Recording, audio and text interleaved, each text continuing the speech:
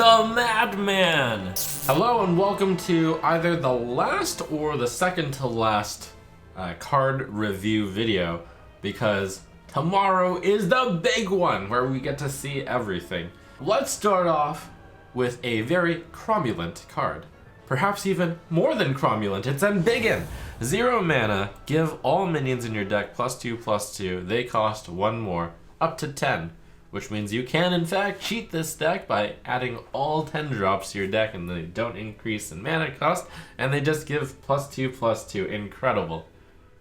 Okay, but perhaps what's more incredible is that this is actually KELESETH. Again! KELESETH was a 2 mana 2/2, which gave all the minions in your deck +1/+1. Clearly, this was a very strong meta-defining card. Embiggen gives all the minions in your deck +2/+2, they cost 1 more. So if you consider that your card being costing 1 more mana means it should have +1/+1 in stats, then Embiggen could be said to be give all minions in your deck +1/+1 to simplify things. When you compare it with KELESETH, the comparison is very favorable. You can get it out 2 turns earlier than KELESETH, and you don't need to gut your deck for it. You can actually run all the good 2-drops in your deck. Now, of course, this is Druid only, but I think Embiggen is a very strong pull towards getting a bunch of Druid small minions. So I think an Embiggen deck would look kind of similar to a Zoo deck with a low curve, and then if you draw the Embiggens, they become pretty big. You probably want some card draw, card generation in such a deck. It's an interesting thought to run this in Quest Druid, because if you manage to hit Oasis Searcher with Embiggen, then it becomes 6 mana, summon 2 7/7s with Rush. That's a lot of stats. But on the other hand, I don't think Embiggen hits that many cards in Quest Druid, so it's worth a thought, but I don't know if it's worth actually putting in the deck. Maybe you even run a primarily dragon deck. Dragons are minions. Maybe it's a bit more mid-range. You run the new Breath for Druid because it's so good. Could even run the Dragon discount for triple KELESETH in your deck. Druid also gets a very minor Treant theme in this set. Treants love puns. So this is Guru the My Tree, 7 mana 5/10, Taunt, Battlecry for the rest of the game. Your Treants have +1/+1. It's Ancient of War with a bonus. The Forest Aid would give you 15/15 in stats for 8 mana. Plus, you get to cast it again. Needless to say, if there's a Treant deck that exists that's good, Guru the My Tree will be in it. Tree Enforcements for 1 mana for Druid is a choose one, give a minion +2 health and taunt, or summon a 2/2 Treant.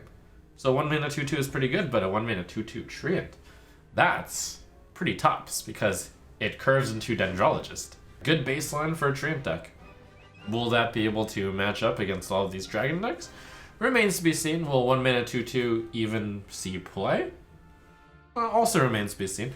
It's possible that without the Treant synergy, just 1 mana 2/2 is good enough to put into a token Druid deck. It's possible that it's good enough for a mid-range deck because you can also do +2 health and taunt, which is sometimes better than the 2/2 Treant. Note that Embiggen is notably bad with token decks because token decks usually use spells to summon minions, such as Tree Enforcements. So Embiggen certainly does not go into the same deck as Tree Enforcements and Landscaping.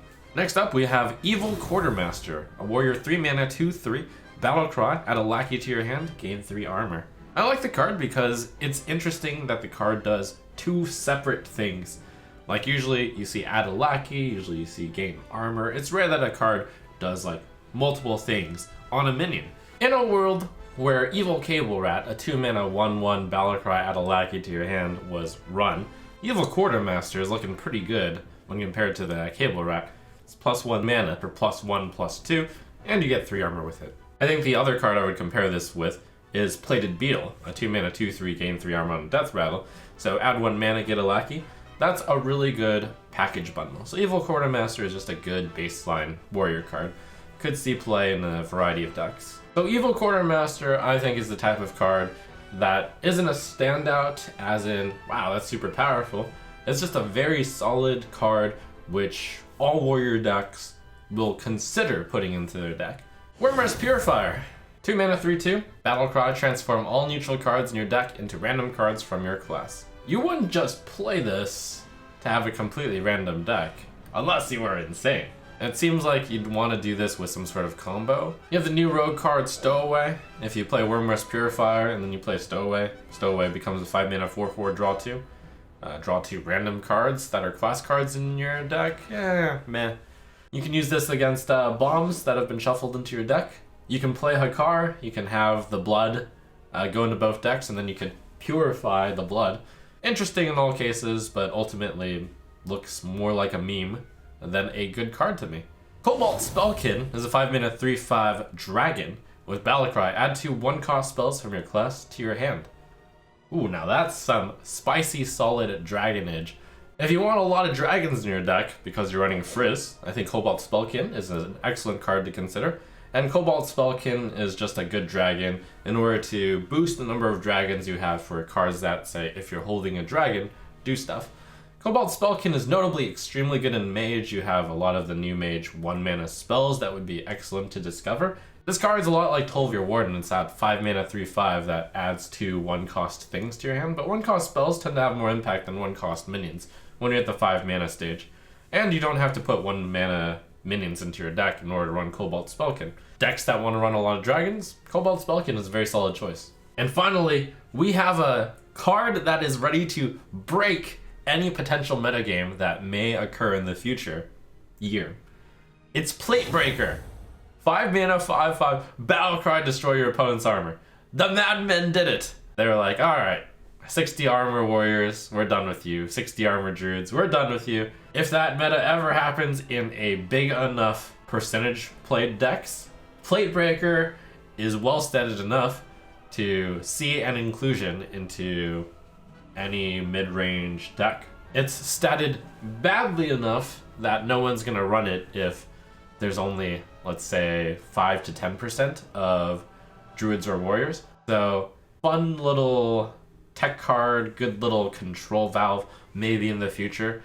With Platebreaker in the meta, Blizzard may be more willing to create more cards that generate much more armor. So a very significant tech card.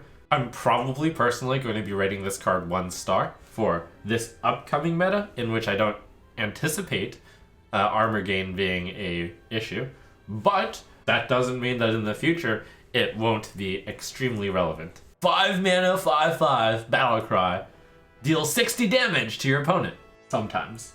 So there you have it, card reviews for Descent of Custom Hearthstone. I meant Descent of Dragons, as we approach the finale of all the cards being revealed.